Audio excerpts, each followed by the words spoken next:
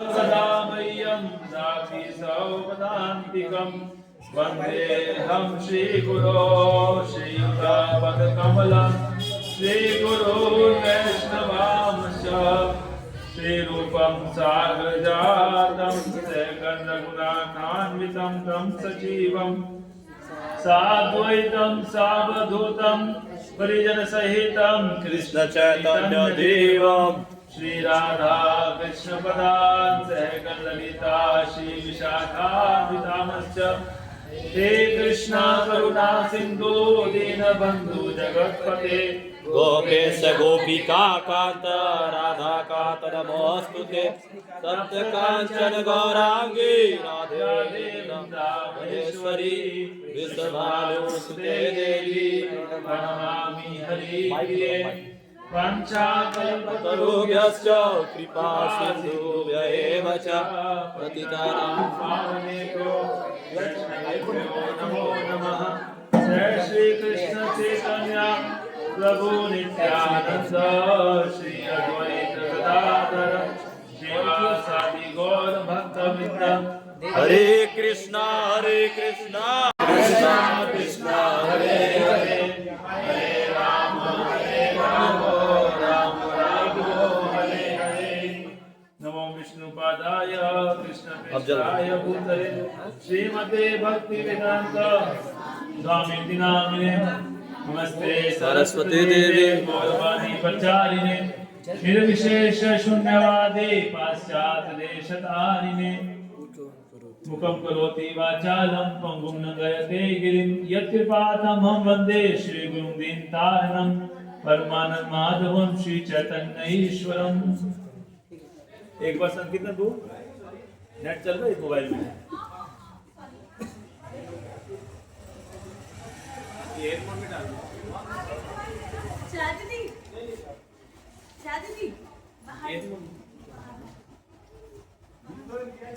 ये वाला स्लोप जो है ना एक बार ग्रुप में डाल दीजिए, इसका फोटो खिंचाऊं।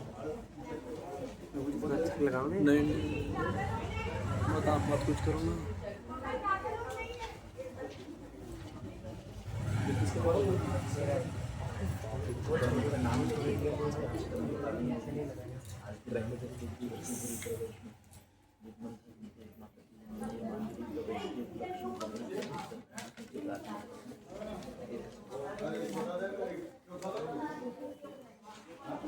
हो गया?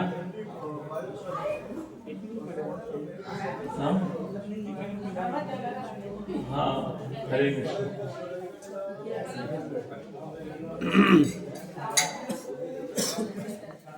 चल गया ना? कौन सा डाले? ओके। सॉरी वो साइड से कैमरा लगे। हरे कृष्ण। तो ये ग्रुप में एक श्लोक आया है, आप सभी लोग मेरे साथ में बोल सकते हैं।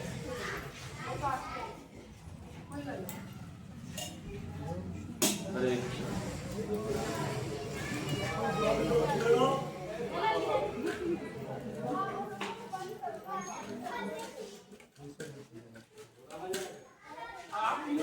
जलं तद उद्भवैषन्नम्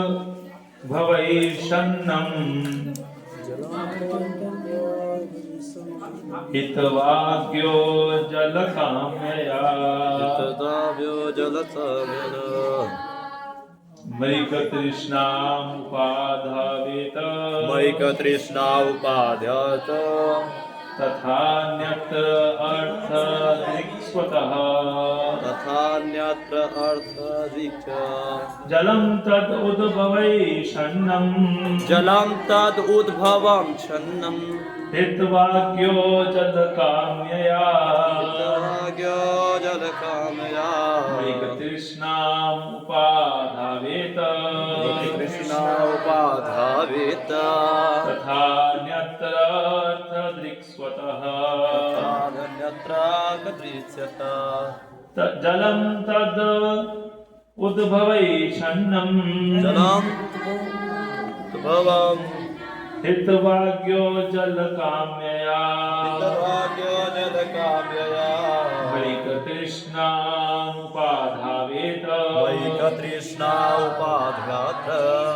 तथा अन्यत्रार्थ दृक्स्वतः तथा अन्यत्रार्थदृक्ष्यतः कोई पढ़ेगा कोई पढ़ेगा जलम तदुद्भवश्चत्र जलम तदुद्भवैषन्नं हित्वाज्ञो जलकाम्यया हित्वाज्ञो जलकाम्यया मृगतृष्णामुपाधावेत मृगतृष्णामुपधावेत तथान्यत्र अर्थाधिकस्वतः। और फिर माता जी में जो कोई पढ़ेंगे है क्या मोबाइल में पढ़ सकते जलम तदुद्भवैषन्नं हित्वाज्ञो जलकाम्यया मृगतृष्णामुपाधावेत तथा अन्यत्र अर्थदिक्स्वतः। हरे कृष्ण। तो इसका हम अनुवाद पढ़ेंगे, ध्यान से आप सभी सुनेंगे, ध्यान से। हरे कृष्ण। आवाज आ रही है ना मेरी? पीछे तक आ रही है आवाज? हरि बोल। सभी ध्यान से सुनने का प्रयास करेंगे। हरे कृष्ण। जिस प्रकार एक हिरन, हरे कृष्ण, जिस प्रकार एक हिरन अज्ञानतावश घास से ढके हुए जल को न देखकर, इसका इको बंद कर सकते हैं। हरे कृष्णा। सुनाई दे रहा है? जिस प्रकार एक हिरन अज्ञानतावश घास से ढके कुएं के जल को न देखकर जल के लिए अन्यत्र दौड़ता फिरता रहता है, उसी प्रकार भौतिक शरीर से आवृत जीव अपने भीतर के सुख को नहीं देख पाता और भौतिक जगत में सुख के पीछे दौड़ता रहता है। मेरे पीछे बोलिए। जिस प्रकार एक हिरन अज्ञानतावश घास से ढके कुएं के जल को न देखकर जल के लिए अन्यत्र दौड़ता फिरता रहता है, उसी प्रकार भौतिक शरीर से आवृत यह जीव अपने भीतर के सुख को नहीं देख पाता और भौतिक जगत में सुख के पीछे दौड़ता रहता है। तात्पर्य को ध्यान से सुनेंगे आप सभी। यह एक उपयुक्त दृष्टांत है कि ज्ञान के अभाव में जीव किस तरह अपने से बाहर सुख की तलाश में दौड़ता रहता है। जब मनुष्य अपने वास्तविक स्वरूप को आध्यात्मिक प्राणी के रूप में जान लेता है तो वह परम पुरुष कृष्ण को समझ सकता है और तभी कृष्ण तथा उसके बीच असली सुख का आदान प्रदान होता है। यह ध्यान देना रोचक होगा कि किस तरह यह श्लोक आत्मा से शरीर के विकास को इंगित करता है। आधुनिक भौतिकतावादी विज्ञानी सोचता है कि जीव पदार्थ से निकलता है, लेकिन तथ्य तो यह है कि पदार्थ जीवन से उत्पन्न होता है। यहाँ पर जीव या आत्मा की तुलना जल से की गई है, जिसमें से घास के रूप में पदार्थ पुंज प्रकट होता है। जो आत्मा के विज्ञान को नहीं जानता वह सुख को आत्मा में तलाश करने के लिए शरीर के अंदर नहीं देखता, वरन सुख की तलाश में बाहर भागता है, तलाश करने बाहर भागता है। जिस प्रकार घास के नीचे पानी के होने को न जानते हुए हिरन रेगिस्तान में जाता है। कृष्ण भावनामृत आंदोलन उन दिग्भ्रमित मनुष्यों के अज्ञान को दूर करने का प्रयास कर रहा है जो जीवन की सीमा से बाहर जल का अनुसंधान करना चाहते हैं। रसो वै सह रसोमप्सु कौन्तेय, जल का स्वाद कृष्ण है। अपनी प्यास बुझाने के लिए कृष्ण की संगति रूपी जल को चखना चाहिए, यही वैदिक आदेश है। हरे कृष्णा। तो आप सभी का बहुत बहुत स्वागत भी है और धन्यवाद भी देंगे माता जी का, विशेष नीतूधर माता जी का, कि उन्होंने हमको यहाँ पे आमंत्रित किया हरिनाम संकीर्तन के लिए और कुछ चर्चा ज्ञान भगवत गीता या भागवत से ज्ञान चर्चा करने के लिए, और आप सभी इधर आए तो उसका बहुत बहुत धन्यवाद। और अभी जो हम जिस पॉइंट पे अभी हम चर्चा करेंगे अगले 15 मिनट में, आप सभी को ध्यान से सुनने का प्रयास करिए। तो बहुत ही महत्वपूर्ण शिक्षा जो है प्रहलाद महाराज दे रहे हैं एक्चुअल में, है ना। प्रहलाद महाराज जो है ये शिक्षा हमें दे रहे हैं। क्या शिक्षा दे रहे हैं कि जैसे एक हिरण होता है ना। हिरण जो है घास से ढके कुएं के जल को न देखकर जल के लिए अन्यत्र दौड़ता फिरता है। तो हम लोग जो है, हमें से प्रत्येक जीव जो है वो सुख चाहते हैं। क्या चाहते हैं? सुख और आनंद चाहते हैं। लेकिन सुख और आनंद की प्राप्ति जो है वो हमको हो नहीं पाती, है ना। हम लोग सुख के पीछे भागते हैं, लेकिन सुख जो है वो हमें मिलता नहीं है। हम प्रयास करते हैं सुख के लिए, लेकिन सुख नहीं मिल पाता। एक्चुअल में भगवान भगवद गीता में बताते हैं कि जो हमारा वास्तविक स्वरूप है वो है आत्मा का स्वरूप है हमारा, है ना। और आत्मा को शास्त्रों में सच्चित आनंद कहा गया है। सच्चित आनंद का मतलब यह है कि आत्मा जो है वो कभी भी मरता नहीं है ना। आत्मा कभी भी मरती नहीं है। तो और आत्मा जो है पूरी ज्ञान से परिपूर्ण है और आनंद से परिपूर्ण है। तो हमारा स्वरूप जो है वो आनंद का है, आनंद का स्वरूप है हमारा। और इस बात को हम स्वयं रियलाइज कर सकते हैं कि हम में से प्रत्येक व्यक्ति कोई भी मरना नहीं चाहता, मृत्यु से भयभीत रहता है ना।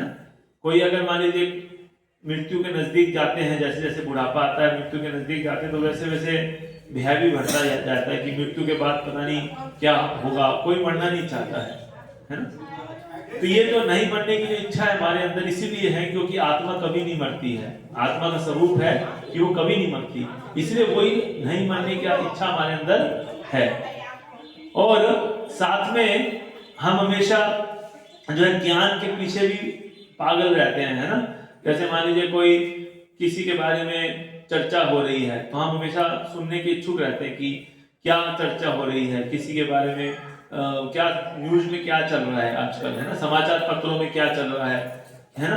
देश विदेश की खबर हम सुनना चाहते हैं, जानना चाहते हैं। और इतनी सारी पढ़ाई हम पढ़ रहे हैं अलग अलग, है ना। केवल ज्ञान प्राप्त करने के लिए इच्छुक हैं बहुत ज्यादा। तो ये जो ज्ञान प्राप्त करने की जो इच्छा है ये कहाँ से आ रही है हमारे अंदर?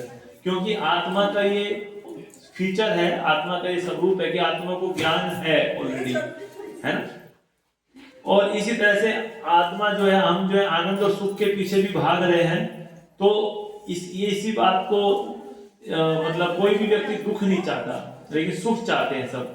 तो सुख के पीछे भागना भी इसी बात का सूचक है कि आत्मा जो है पूर्ण रूप से सुखी है, तभी वो सुख चाहता है। जबरदस्ती आत्मा को दुख मिल रहा है ना। अब देखिए आजकल जो है बहुत ज्यादा सुसाइड जो है वो आत्महत्या जो बढ़ते जा रही है। बहुत ज्यादा लोग आत्महत्या कर रहे हैं, है ना। तो क्यों कर रहे हैं आत्महत्या? क्योंकि उनको दुख सहन नहीं हो पा रहा है और वो सोचते हैं कि शरीर में इतना दुख है, शरीर को ही खत्म कर लेते हैं तो शायद कुछ सुख मिल जाए। सुख के चक्कर में ही वो आत्महत्या करते हैं सुख प्राप्त करने के लिए। तो ये हमारी सबसे बड़ी समस्या है कि यद्यपि हम सुख प्राप्त करना चाहते हैं लेकिन सुख नहीं मिलता है।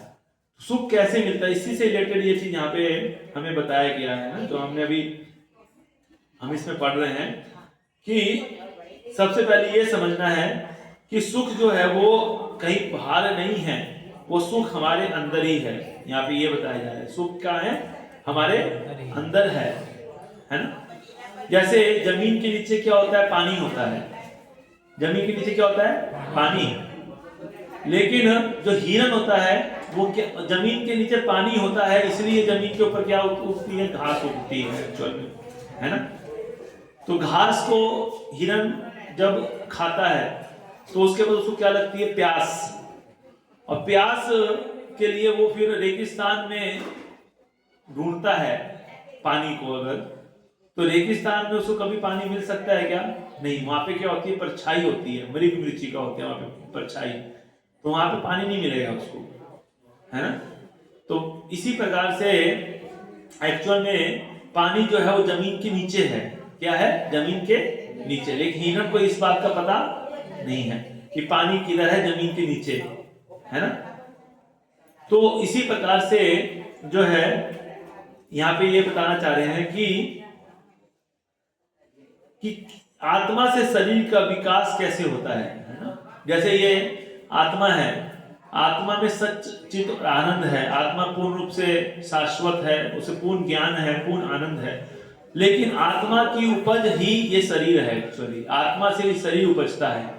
जैसे जमीन से घास उपजती है, जमीन में घास उपजती है, कैसे उपजती है? क्योंकि आत्मा से शरीर उपज रहा है ना। शरीर ये आत्मा से उपज रहा है, और ये शरीर ही हमारे कष्टों का मेन कारण है। ये शरीर है ना, क्योंकि इस शरीर के माध्यम से आत्मा को दुख कष्ट मिलता है, आत्मा को दुख कष्ट दिया जाता है इस शरीर के माध्यम से। तो इसमें ये बता रहे हैं कि जैसे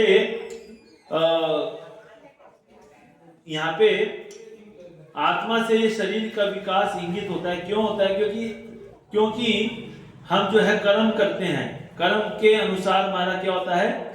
कर्म के अनुसार हमारा कई जन्म होता है, दोबारा जन्म लेना पड़ता है, बार बार कर्मों के फल को भोगना पड़ता है। अगर हम अच्छे कर्म करते हैं तो हमको अच्छे फल भोगने के लिए जन्म लेना पड़ता है पुण्य कर्म करने से, और पाप कर्म करते हैं तो पाप कर्म करने से फल क्या करना पड़ता है? भुगतना पड़ता है। समझ रहे हैं ना। तो हम दो ही कर्म कर सकते हैं, या तो पाप कर सकते हैं या तो पुण्य कर सकते हैं। समझ रहे हैं? दो ही कर्म हम लोग कर सकते हैं, या तो पाप कर सकते हैं या तो पुण्य कर सकते हैं, है ना।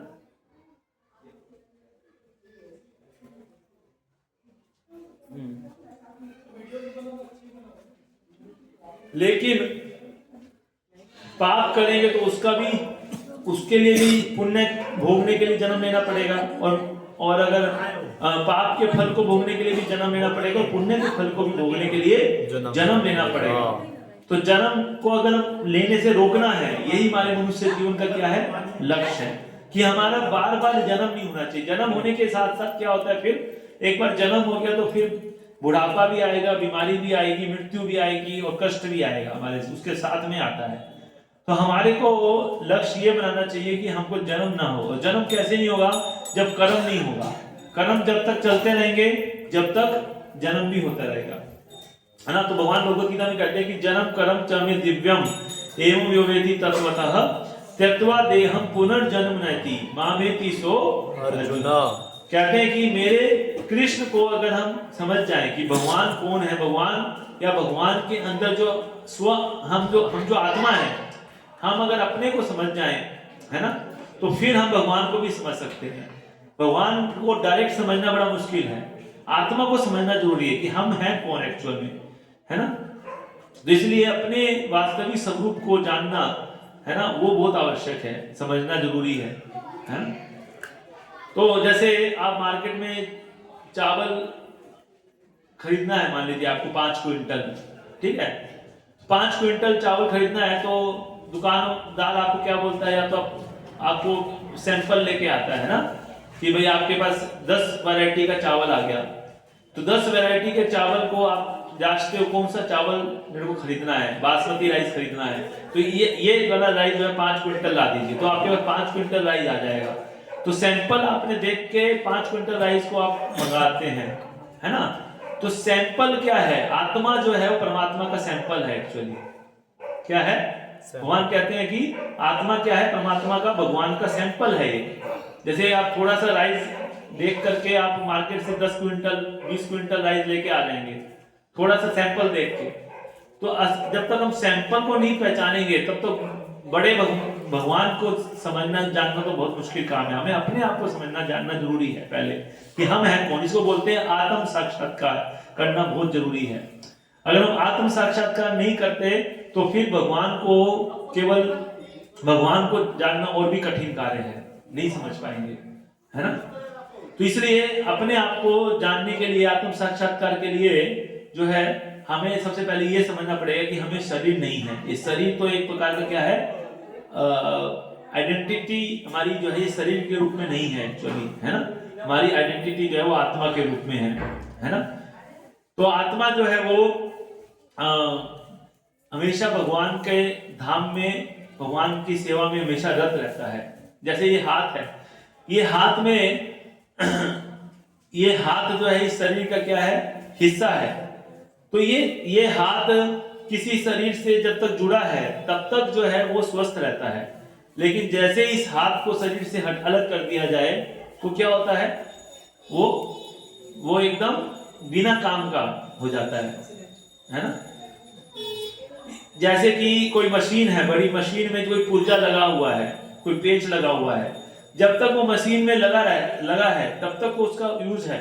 लेकिन उस मशीन से उस पुर्जे को आप निकाल दीजिए तो वो मशीन का तो यूज होते रहेगा, मशीन को कोई फर्क नहीं पड़ेगा।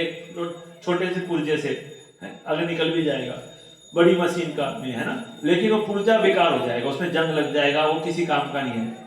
उसी तरह से हमारी वैल्यू, हम भगवान के क्या है, ममई मांसो जीव लोके जीव भूत सनातन। भगवान कहते हैं भगवत गीता में कि सारे के सारे जीव जो है वो मेरे अंश हैं, है ना।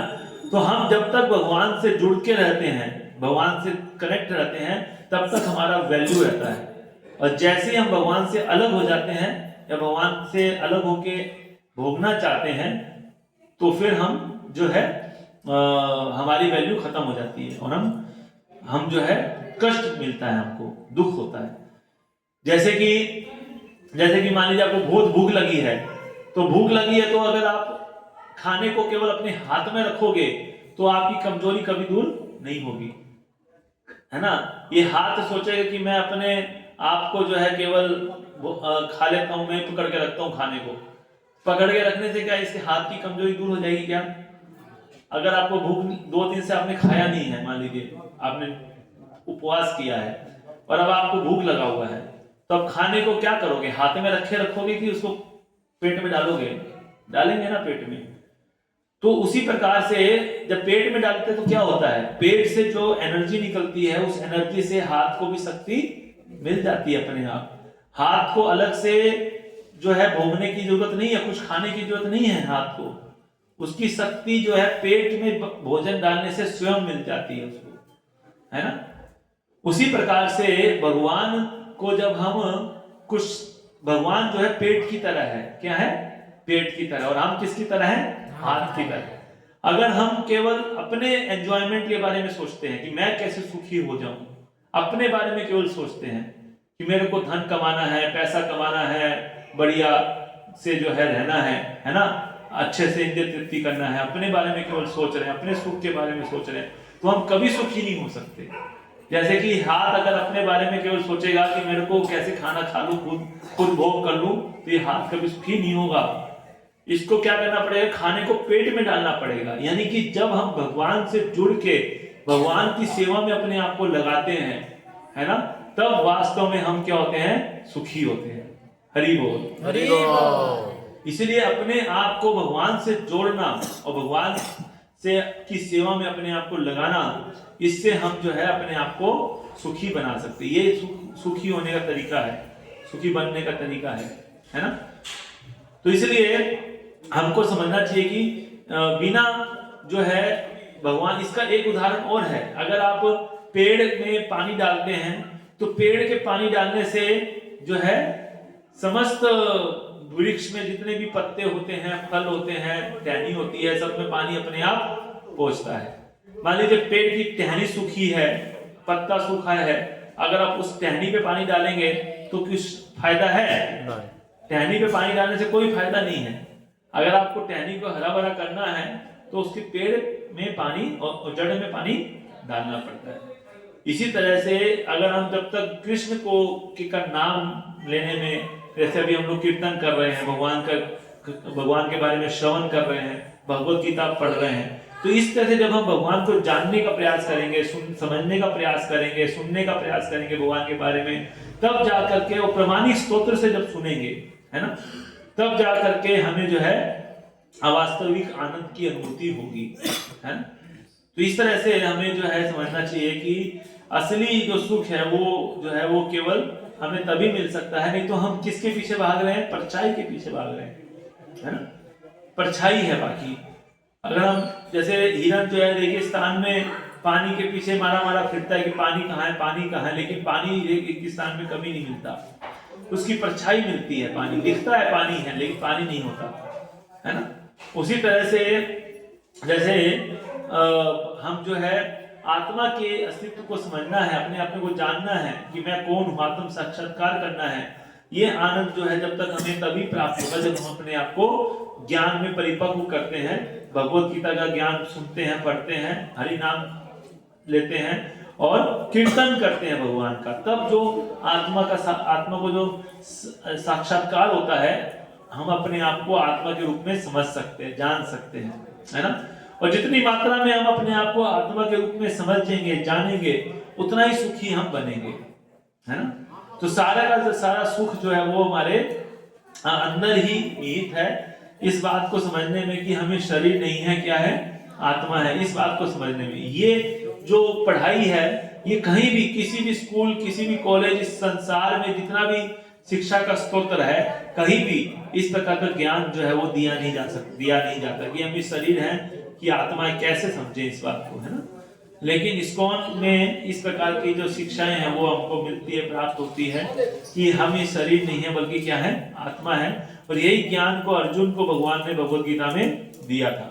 अर्जुन जो है जब वो बहुत ज्यादा चिंतित हो गए थे कि मेरे सामने मेरे परिवार के सदस्य हैं, उनको मैं कैसे मारूं, है ना, मेरे पितामह खड़े हैं, गुरु खड़े हैं, मेरे सगे संबंधी खड़े हैं, इनको तीर कैसे चलाऊं।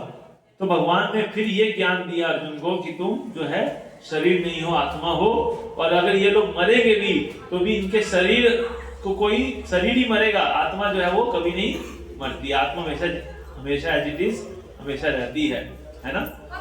तो इस बात को समझना बहुत इंपॉर्टेंट है, महत्वपूर्ण है ना।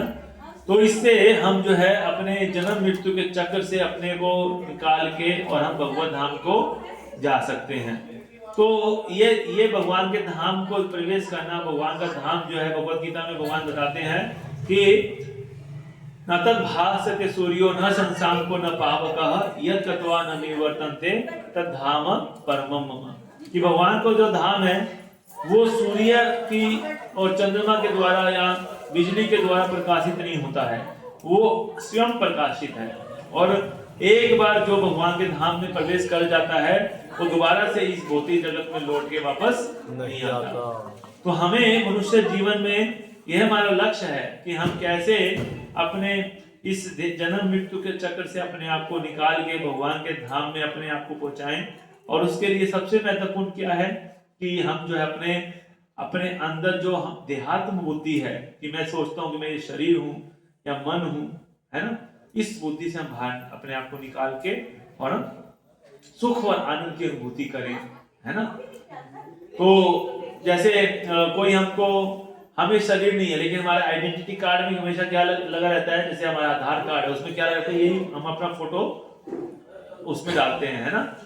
तो इस संसार में आइडेंटिटी क्राइसिस चल रहा है, मतलब कि लोग अपनी पहचान गलत बता रहे हैं कि ये पहचान जो हम अपनी बताते हैं शरीर के रूप में, ये गलत पहचान है। और ये शरीर मान लीजिए हमारा जो है, हम लोग बैठे हुए हैं लेकिन कोई अगर मान लीजिए हमको कोई बोल देता है, कुछ अपमान कर देता है हमारा, कुछ हमको कुछ कह देता है, तो कितना बुरा लगता है हमको, जबकि हमें शरीर तो है नहीं फिर बुरा लग जाता है। कि कौन बुरा मानते हैं, मन बुरा मान जाता है, मन। तो इस शरीर के अंदर एक सूक्ष्म शरीर है जिसको मन बुद्धि अहंकार का बोलते हैं, ये सूक्ष्म शरीर है। तो इस सूक्ष्म शरीर के अंदर जो है अनेक प्रकार के क्या है, इस अनेक प्रकार का मल यानी गंदगी उसमें चली गई है। क्या गंदगी गई है उसमें, उसके अंदर काम, क्रोध, लोभ, मोह, मद, मात्सर्य है, ये 6 प्रकार की गंदगी हमारे मन के अंदर गई हुई है ना।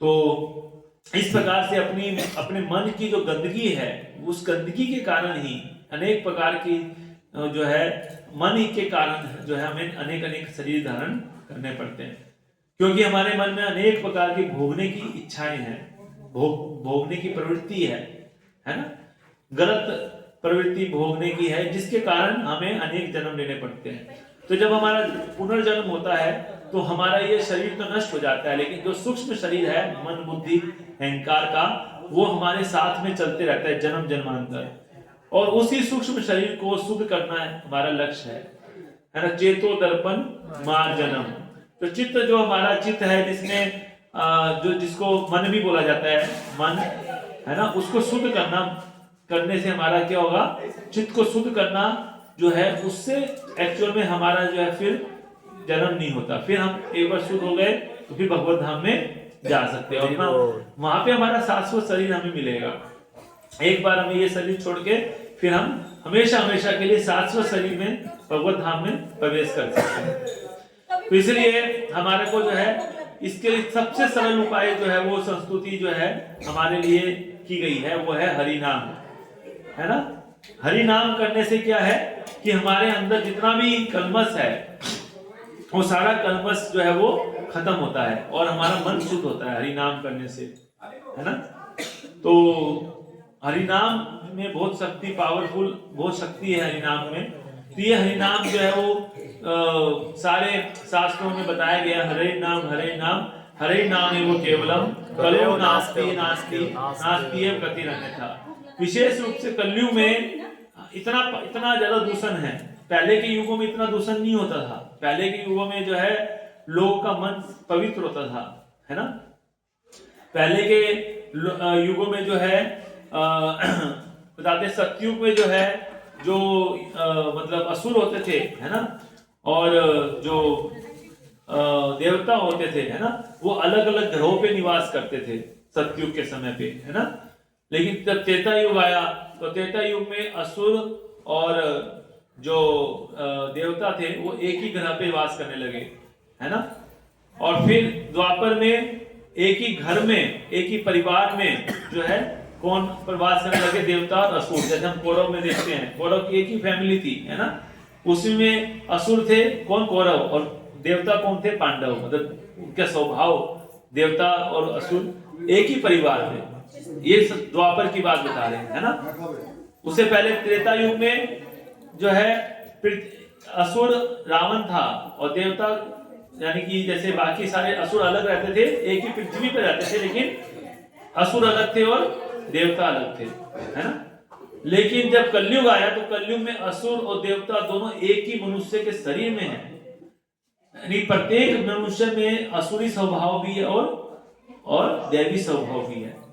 तो असुर और देवता हमारे शरीर में ही है, हमारे अंदर बैठा हुआ है असुर। और कहाँ बैठा है, हमारे मन में बैठा हुआ है।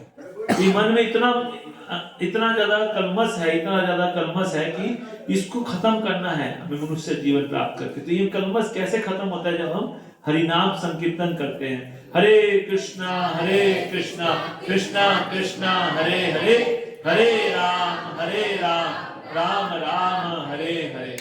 तो ये हरिनाम संकीर्तन करने से हमें जो है, हमें क्या मिलेगा, हमें सुख की अनुभूति होगी, आनंद की अनुभूति होगी, और हमारा जो आत्म साक्षात्कार है वो भी हम इजीली कर सकते हैं। हम जल्दी से ये बात समझ सकते हैं कि हमें शरीर नहीं है और आत्मा है, और आत्मा के कार्यकलापों में अपने आप को व्यस्त रख सकते हैं। अभी हम अपने आप को शरीर मानते हैं, इसलिए हम शरीर को सुखी रखने के लिए बढ़िया अच्छी फैसिलिटी के लिए हम 24 घंटे लगे रहते हैं, है ना। बढ़िया अच्छा खाना सोना, है ना, और सारी फैसिलिटी, नौकरी भी करते हैं, सब चीज पढ़ाई करते हैं, है ना। 20-20 25-25 साल 30-30 साल तक पढ़ते हैं केवल इस शरीर को सुखी करने के लिए। जैसे हिरण्यकशिपु था, उस समय हिरण्यकशिपु ने 36,000 साल तपस्या करी थी, है ना। किस लिए तपस्या करी थी हिरण्यकशिपु ने, ताकि स्वयं को अमर कर सकूं। उस समय लोगों की उम्र 1 लाख साल होती थी। 1 लाख का 36,000 साल तपस्या किया, मतलब कितने साल तपस्या किया, 36%, है ना। और किस लिए तपस्या किया था, ताकि मैं अमर हो जाऊं, अपने शरीर को सुख प्रदान करने के लिए। तो हम लोग भी कितने साल पढ़ाई करते हैं, कम से कम 30-35 साल तो आज तो पढ़ाई चलता ही है ना। हमारी उम्र कितनी है, 100 साल मैक्सिमम, अभी तो 80 हो गई, है ना। 80 का 30% निकालिए कितना होता है 8 या 24, है ना। 35% निकालिए कितना हो गया, 28, तो वही हिरण्यकशिपु वाली हाल है हमारा भी। हम भी उतने परसेंट लगाते हैं अपने जीवन का केवल किसके लिए, शरीर को सुखी बनाने के लिए तपस्या करते हैं, है ना, पढ़ाई लिखाई ये सब करते हैं। क्यों करते हैं? ताकि हमको बढ़िया नौकरी लगेगी, बढ़िया अच्छे से हम जो है मतलब फैसिलिटी मिलेगा, ये मिलेगा। हम हिरण्यकशिपु हैं एक्चुअली देखा जाए तो, क्योंकि हिरण्यकशिपु भी यही चाहता था ना कि अपने शरीर को कैसे मैं बढ़िया अमर कर दूं, बढ़िया से मैं शक्ति प्राप्त कर लूं, तो वही है हमारा हाल है। और जब नौकरी लग जाती है, मान लीजिए पढ़ाई कंप्लीट हो गया, उसके बाद बोलते कोई हाँ आप भगवान का नाम लो, नहीं अभी नहीं लेगा, मैं समय नहीं है हमारे पास। तो पूरा असुर जो है हमारी चेतना में हैवी है, अभी करंट सिचुएशन ऐसी है। देवी स्वभाव पूरा ढक चुका है, क्या है, ढका हुआ है ना। तो जो देवी स्वभाव हमारा ढका है उसको जागृत करना, हिरण्यकशिपु वाले स्वभाव को दबाना है ना। तो वो कैसे दबेगा? वो दबेगा हरिनाम संकीर्तन से। हरे कृष्णा कृष्णा कृष्णा हरे हरे, हरे राम राम राम हरे हरे। तब हरिनाम संकीर्तन जब करेंगे तब हमारा देवी स्वभाव जो है वो प्रकट हो जाएगा, है ना, और असुरी स्वभाव जो वो खत्म हो जाएगा। इसके कई सारे उदाहरण हैं शास्त्रों में। हमारे श्रीला प्रभुपाद जी गए अमेरिका, वहां जाके इतने नीच जो मलेच्छ थे, जो कि समस्त प्रकार के गलत कर्मों में लिप्त रहते थे, जैसे मांसाहार करना, नशा करना, वे संबंध बनाना, है ना, ड्रग्स लेना, है ना, LSD, कोकेन, marijuana, पता नहीं क्या क्या ड्रग्स लेते थे। उन लोगों को प्रभुपाद जी ने हरि नाम के माध्यम से और केवल भगवान का प्रसाद खिला के उनको इतना शुद्ध कर दिया कि उन्होंने संन्यास लेके पूरी पृथ्वी में प्रचार किया। इतना देवी स्वभाव उनका प्रकट हो गया और असुरी स्वभाव को क्या हो गया, पूरा खत्म। इसलिए बताया गया कि कलयुग में केवल यही उपाय है और कोई उपाय नहीं है। तो बहुत ही पावरफुल है। कली 200 निधि राजन हस्ती है को महान गुना कीर्तनादेव कृष्णस्य पूर्ण संग परम विजय। कि ये जो हरि नाम संकीर्तन कलयुग में 200 का समुद्र है, लेकिन केवल इसमें एक ही गुण है कि केवल हरे कृष्ण महामंत्र का जप करने से हरे कृष्णा कृष्णा कृष्णा हरे हरे, हरे राम राम राम हरे हरे, इस महामंत्र का जप करने से कोई भी भगवत प्राप्ति कर सकता है। इतना सरल है।